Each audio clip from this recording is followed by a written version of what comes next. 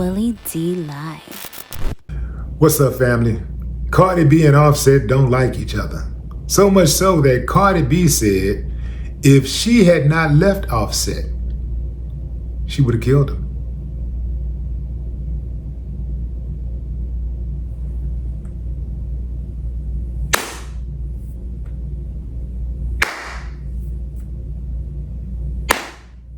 I ain't got no problem with that.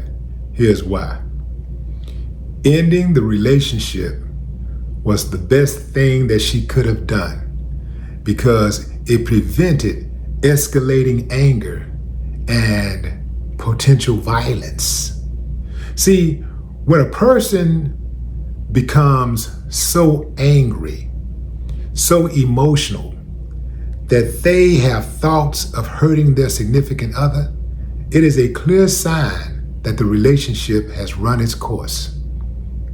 It is a clear sign that the relationship is unhealthy, that the relationship is toxic, and it's okay to leave. See, when Cardi B left that relationship, she not only protected Offset from her unhinged behavior, from her rage, she also protected herself from the consequences of that rage and their children, their innocent children.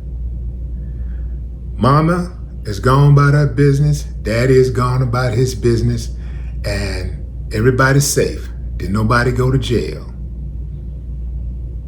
All you can do now at this point is just try to be civil toward one another and take it one day at a time. And I'm not just talking to Cardi B and Offset, I'm talking to everybody.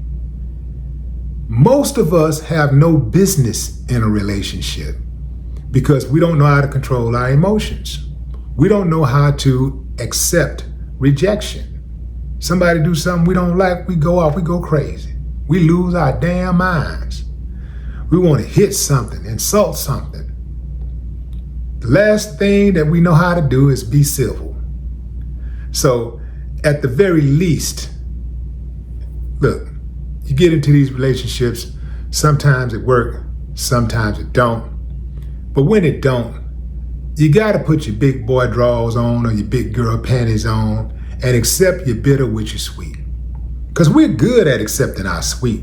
Oh man, when things going good, just like when somebody is in the streets committing crimes or whatever, and it's all good. That's my boy, that's my dog. Yeah, man, we ride, we together, you know, it's teamwork, make the dream work, all that stuff, you know.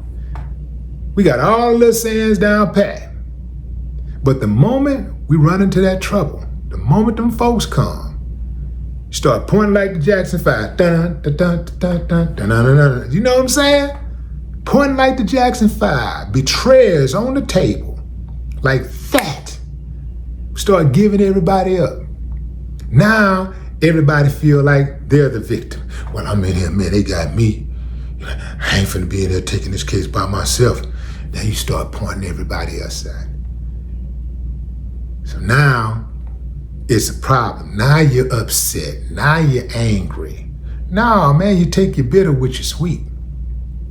In these relationships, you got to learn to take your bitter with your sweet. Most people who have been in relationships, even if you've been in a long-term relationship that has been rocky the entire time, the good usually outweighs the bad. But most of us, we just can't get past the bad. So that's the part we focus on. We don't give that person no credit for the good times that we shared with that person. The good times they help us create.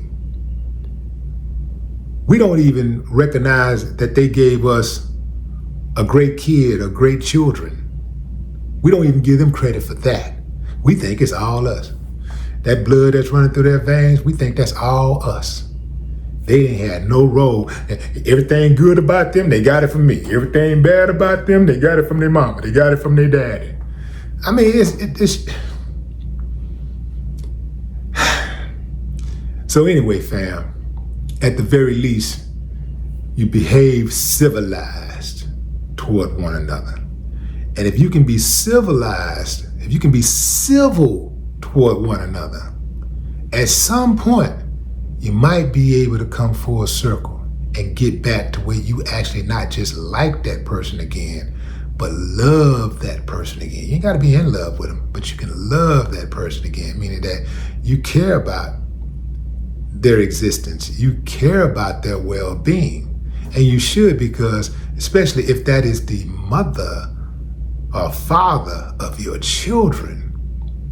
Now, anybody who can't comprehend that, I can tell you right now, they are the problem in every relationship they've ever been in. If they're that selfish, they are the problem.